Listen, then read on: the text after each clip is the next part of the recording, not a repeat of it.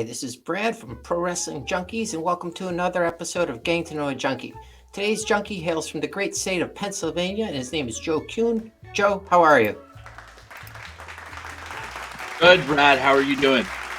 Good. I messed up because I should have asked you how to pronounce your last name before we started recording. So if I butchered it, please say so. You actually got it like almost spot on. Oh, okay. Perfect. I'll take almost.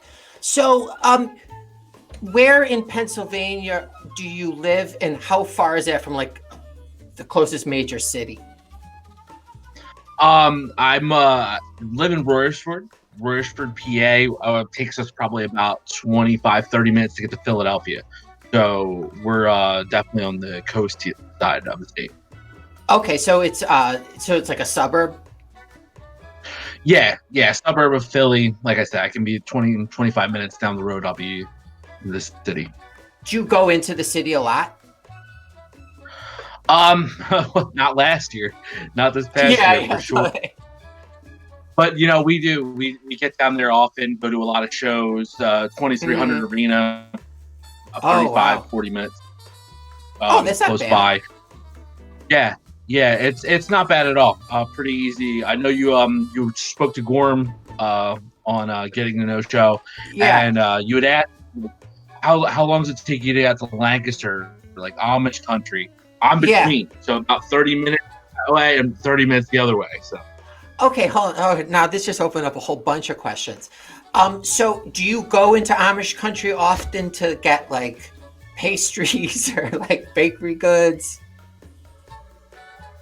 Not as often as we probably would like to, but we do. There's some lots to go get food up there.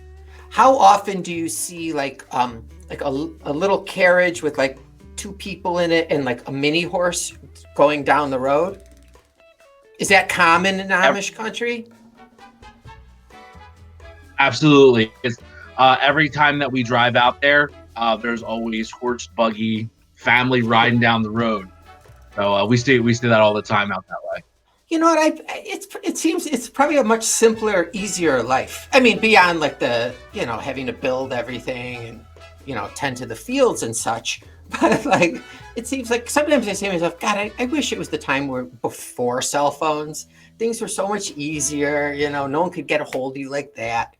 All right. Speaking of which, have you heard of this pandemic going around? Because I think they may have it in Pennsylvania. I didn't do any research. I'm no scientist. But has it reached out to Pennsylvania yet? Oh, absolutely. We spent the better part of 2020 under governor orders to, stay home as much as you can. Yeah. My wife and I were deemed essential employees, so we didn't get to stay home all the time. I was home from my office for a little while, but ended up going back. But still under restrictions, still have a mask order here in PA. Yeah. It's still going on.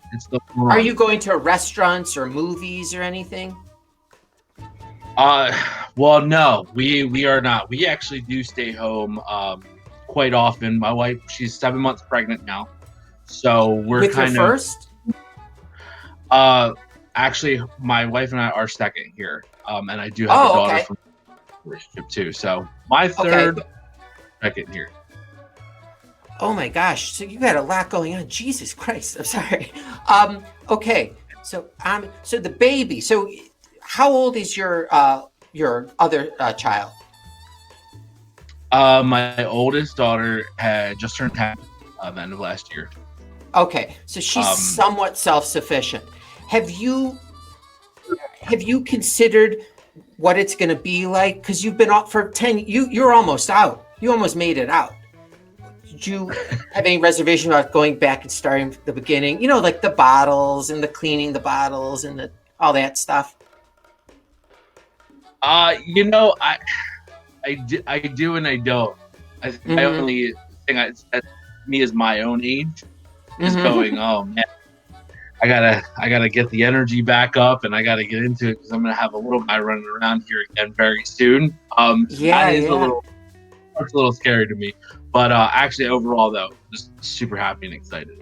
Oh my God, it's do you know what the gender is yet, or are you gonna wait? We did. We're not the kind of people that win. So little boy will be Oh, is awesome! doing more. Yeah. That is great. Okay, I know the thing is, no, I didn't care what gender it was. I was just happy it was a healthy child. Okay, with that I pushed agree. to the side, was there a part of yours like, oh, a son? Actually, it's the opposite. So Really? I've been a girl dad for 10 years. So Yeah. two Oh, that's daughters. true. Mm-hmm. So it took a good you can ask my wife. It took me a good week and a half to finally kick in. I'm having a son. I was so it's gonna be another girl. It's gonna be a girl. And as much as I try to get my oldest to be a wrestling fan, and she just Uh-huh. doesn't care. Now I'm like, oh, I get a son. There's a boy coming, so I'm excited. Yeah. It's a Watch the 50-50 show. chance at the very least that he'll be a wrestling fan, So like Yeah. you're already Oh, yeah. starting with really good odds. Is Exactly. your wife is she, I mean, again, happy that it's going to be a healthy baby, but did she want a boy or a girl? Uh, she is just, yeah. She's on the happy and healthy. That's just like we just want healthy baby. Yeah. So for the time around, it was no. Oh, I really hope it's this or anything. We just wanted to hear the words saying everything's good, everything's healthy. Yeah, exactly. All right, now things are clicking for me. You're moving and your wife is 7 months pregnant? How are you handling all Yes, that? we need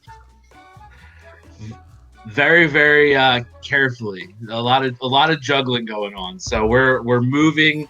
The baby's due about a couple weeks after our move is expected. It's. I mean, we're still work full time right now, so Yeah. it's a lot going on. It's a lot happening. Are you like, is it kind of like unspoken that you'll do all the like packing and lifting of things? Oh no, it was spoken that I was going to be handling Oh, most of the okay. move. I knew that Honesty. already. We had really there's only so much there's only so much she can lift or do, and I don't want Yeah. to stress her out or anything like that. So yeah, now the side to that is we're looking to hire movers for it. So we're gonna get some backup and some extra help. Are you moving to because of this baby that's coming into the picture?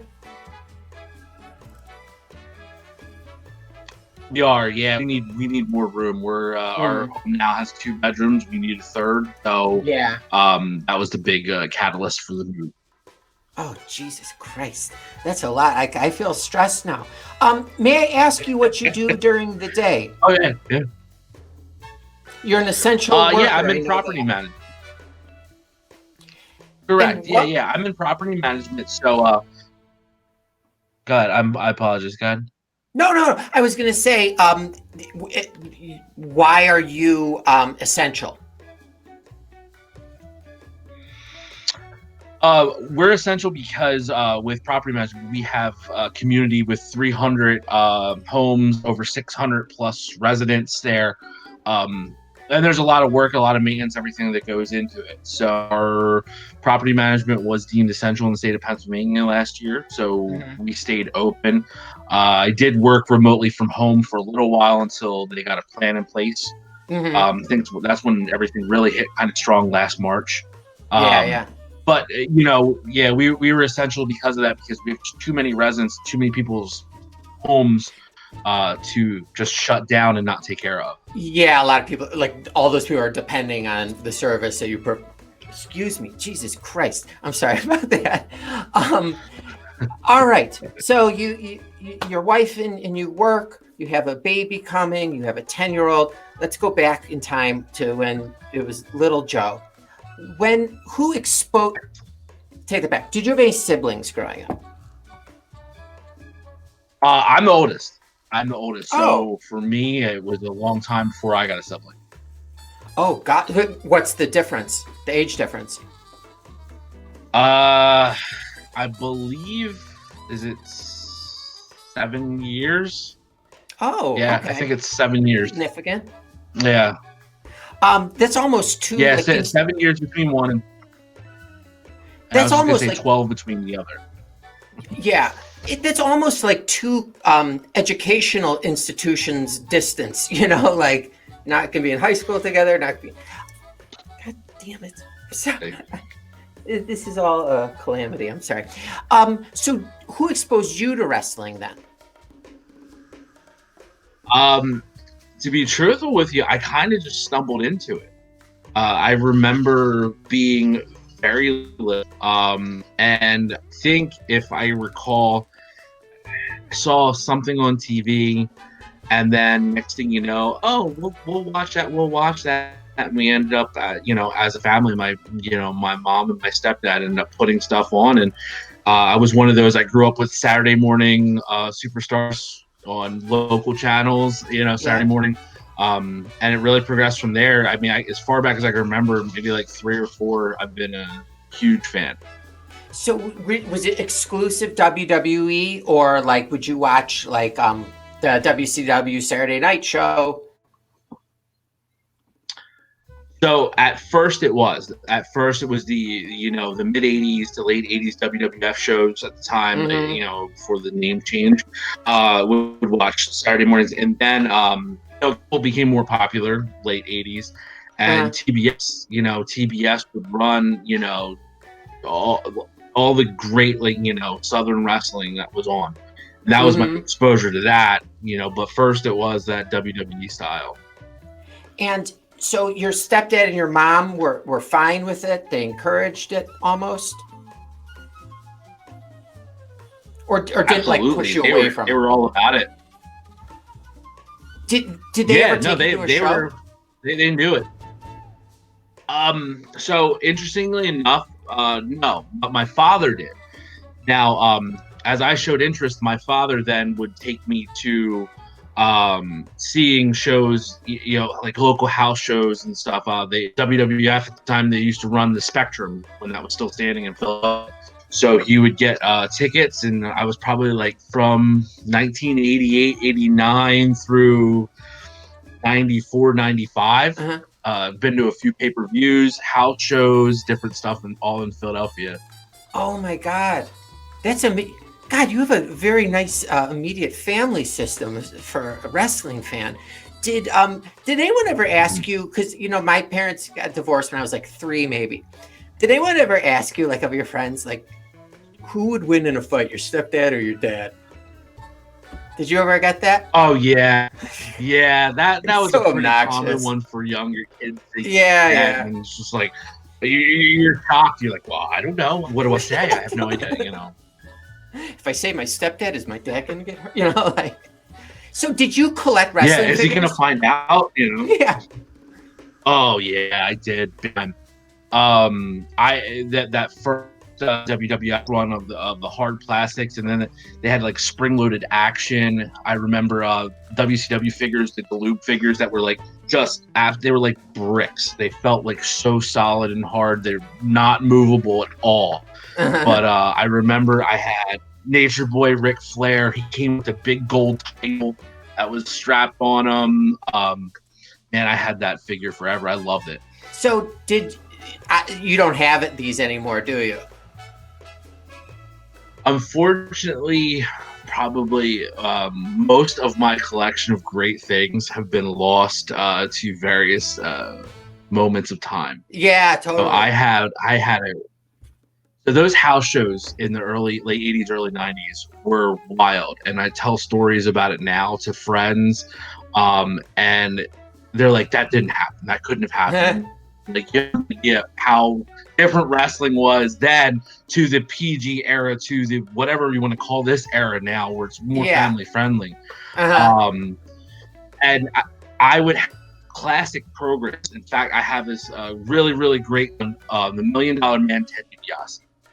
Was working in Philadelphia, and after the shows at the Spectrum, a lot of the guys would go to the hotel. The Marriott was down the road from the sports complex. Okay. So my dad would take me over to the Marriott, and we would go there, and I'd take these old programs in.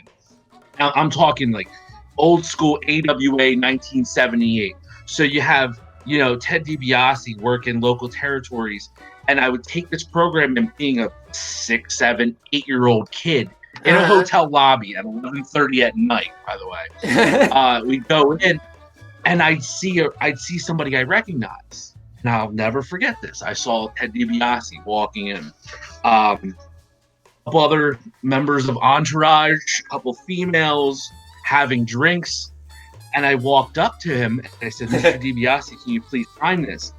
And he took this program out of my hands. And this was one of my dad's pieces, and so it was older. And he laughed so hard, took it, went around, started grabbing different talent members that were there. Kurt Hennig came out, which funny story about him at the show. All these great, hey, look at this, all this paper, look at this, you gotta see this, look, who's this baby face kid here, you know? It's funny, it always makes me laugh. I don't know if outside the wrestling industry, am I the first kid that ever heard white meat baby face out in public? Because that's what he was yelling when he told him to. Oh, really? Yeah, so he signs it, does the whole deal.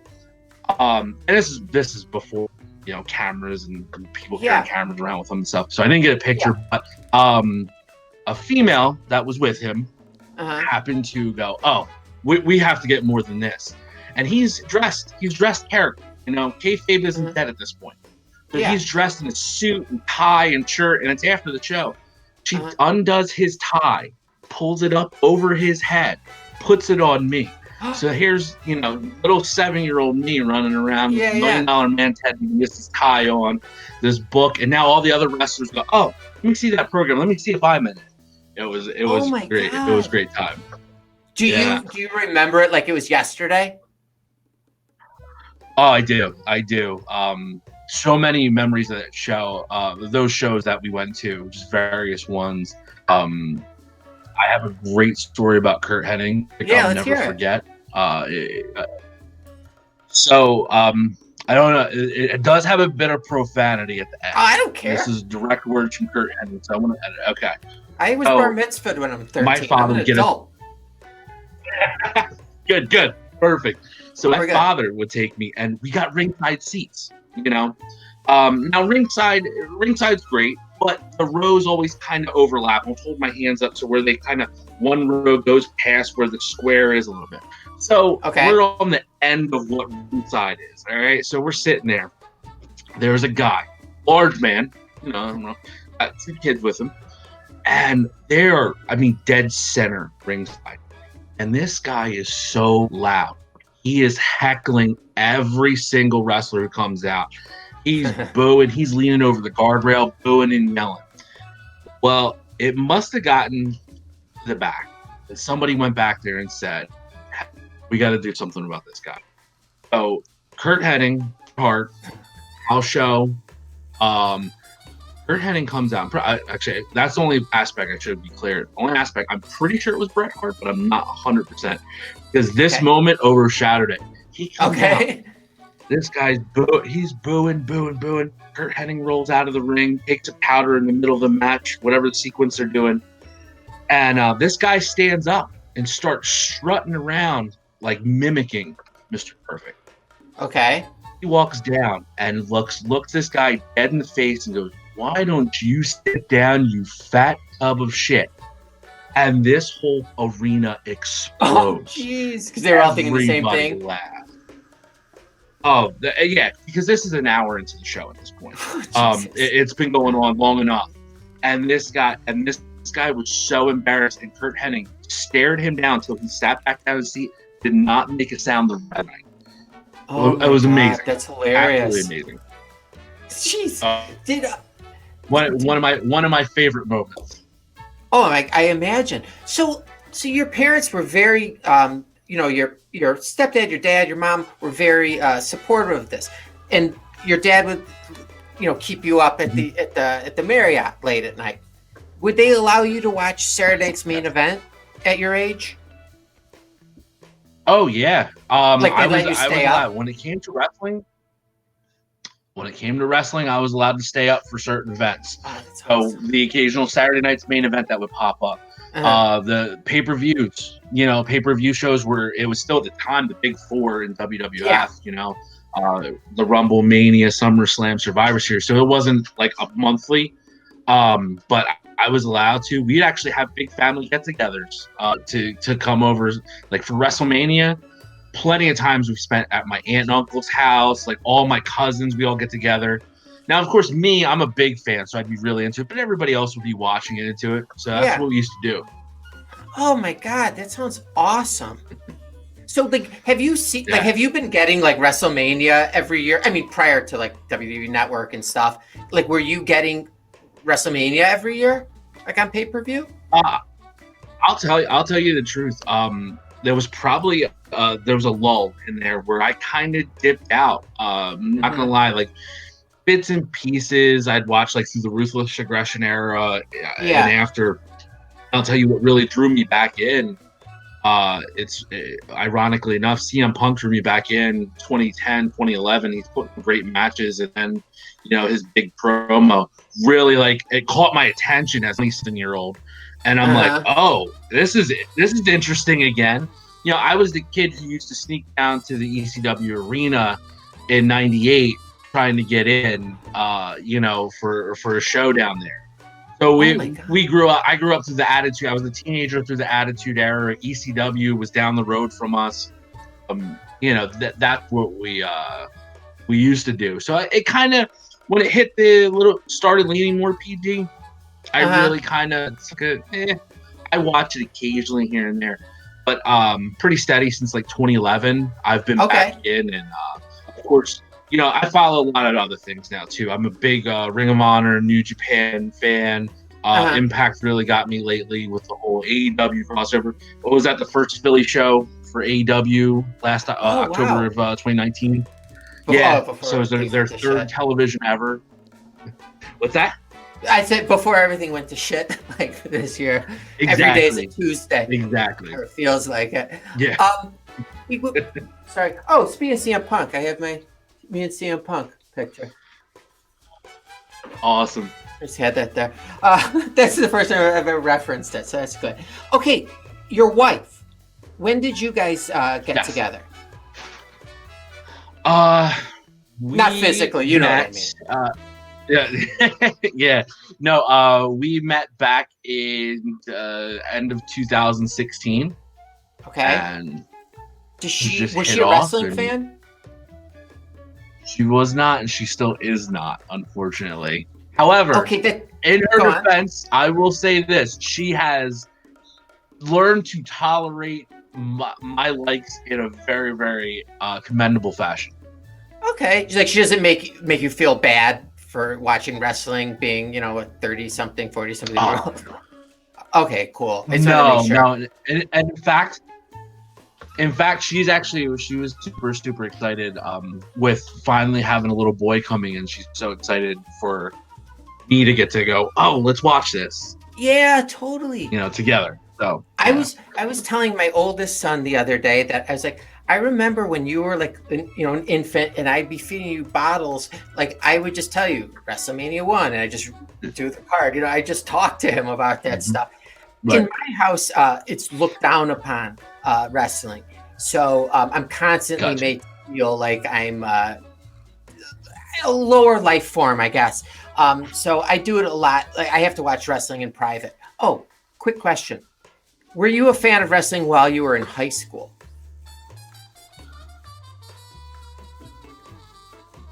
Oh, absolutely. I grew up. I was in high school from '96 to 2000. Well, hello. You may be saying to yourself, Brad, am I hallucinating? Am I tripping? You're wearing different clothing now. So is Joe. What's going on? Different background? Well, the internet gods wreaked havoc on Joe and my connection the other evening. So instead of abandoning the show completely, we logged in 2 nights later, and we're finishing it for you. So we're going to pick up where we left. We have our guest Joe right next to me, and we'll finish up now. Joe, are you ready to finish this thing off? Let's do it. All right. So I wanted to know who your favorite wrestler was of all time and then currently.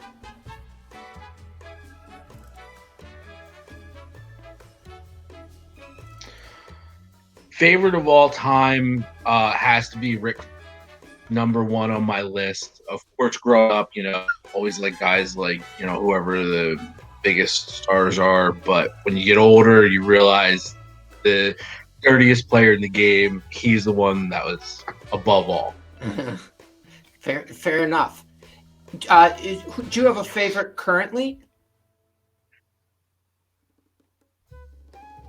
Hard question. I got a couple probably right now. Currently, big fan of Brody King in Ring of Honor.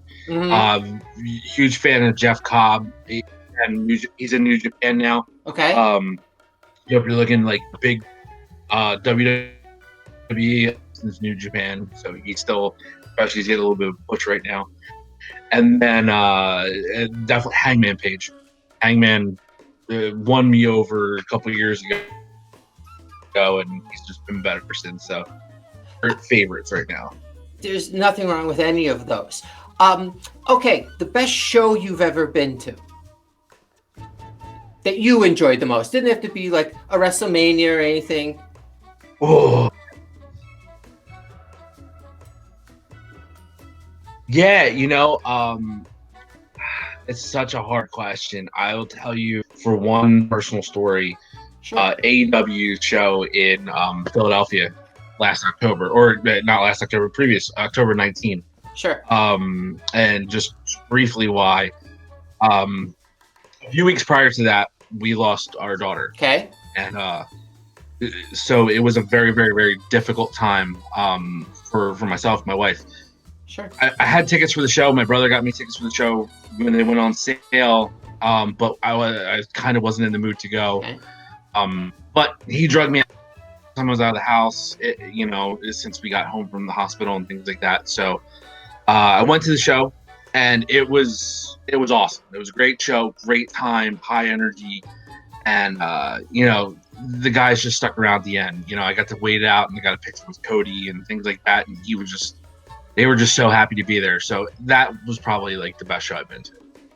Which makes it even better, like that you weren't going to go to it.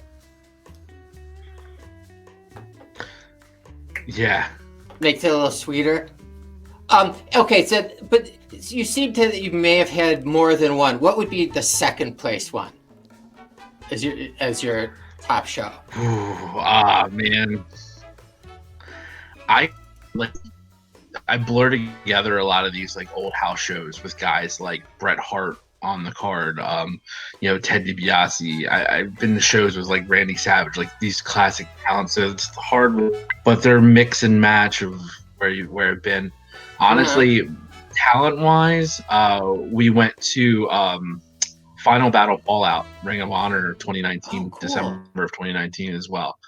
And that show, we were inside and just seeing, Briscoes do their thing, and you seeing, just like Brody King, like is one of my current favorites out there.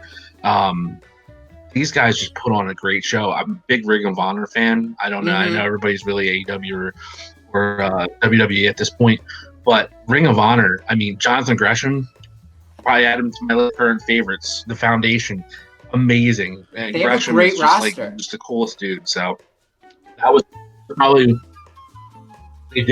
they really do. I think that night when we were there, Gresham went against Alex Shelley. In the 2300, not a lot of people there. Unbelievable match. I was like, this is like pay-per-view worthy. It should be on, be on a Wednesday night on AEW. But here we are, in Philly at the 2300 Arena, and they're just tearing the house down. Like, 15, 20-minute match. Amazing. That show was fantastic. Yeah, I used to go to Ring of Honor shows like in 2004 to about 2008. And they were always awesome. And I like the fact that there's not 15,000 people there. I like it's a little more intimate. Okay, Joe, I'm going to let you go because this I agree. This is 3 nights in the making. So leading up to this very moment right now, I'd like to ask you if you would play a Would You Rather game with me.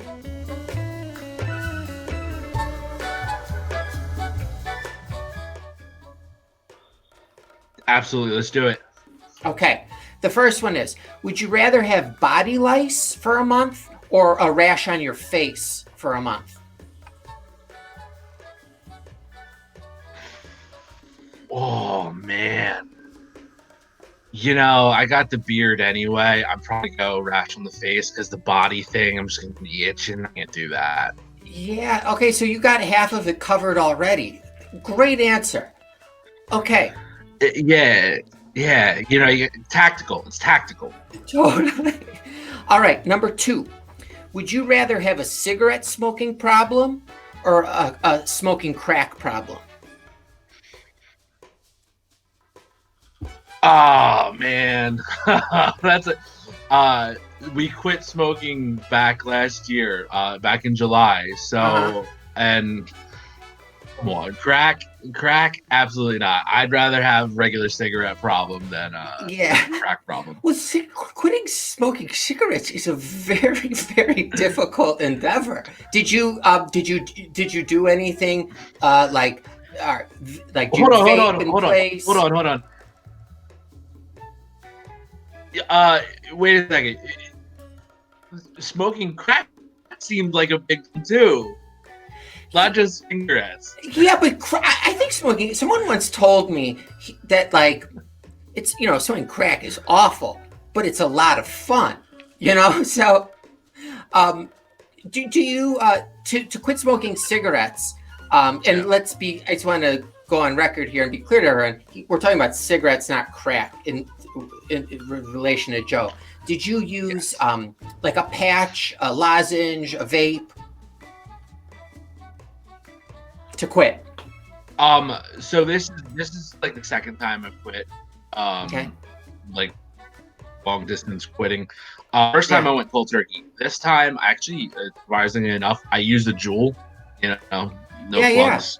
I used the Juul, and the commercials were like, "Oh, watch the commercials on TV," and they're like, "Oh yeah, it'll help you quit. And honestly, it took me like that was almost a month on one pod, and I was like, I'm not even really using this thing. So that's what I did. But my wife is awesome. My wife went cold turkey, just absolutely done, and has not touched a cigarette since.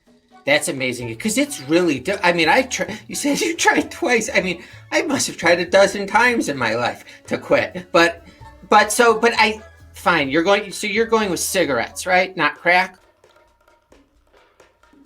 Yeah. Right. Correct. Correct. Finally, would you rather live in a house made of Legos or a house made of cardboard?